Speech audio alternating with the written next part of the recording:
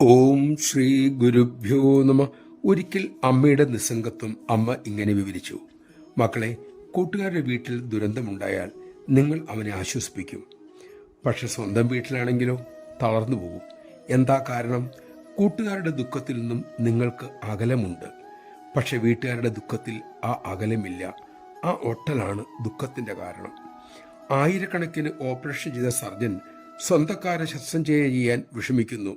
കാരണം ഇതേ സംഘം തന്നെ. അതുപോലെ മനഃശാസ്ത്രജ്ഞനും സ്വന്തം മനഃപ്രശ്നം പരിഹരിക്കാൻ മറ്റൊരു മനഃശാസ്ത്രജ്ഞൻ തന്നെ വേണം. കാരണം തൻ്റെ പ്രശ്നവുമായി അദ്ദേഹം താതാത്മ്യം പ്രാപിച്ചിരിക്കുകയാണ്. മോനെ, ജീവൻ മുക്തൻ അങ്ങനെയല്ല.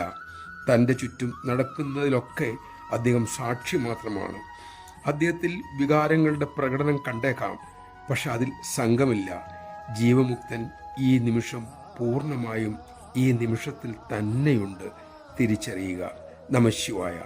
അമ്മയുടെ നിലയല്ലേ അമ്മ നമ്മളോട് പറഞ്ഞു തന്നത്? ആ അമ്മ തെളിക്കുന്ന വഴിയേക്കാൾ സുരക്ഷിതമായ വഴി ഏതാണുള്ളത്? നമുക്കത് ഉൾക്കൊള്ളാൻ സാധിക്കട്ടെ.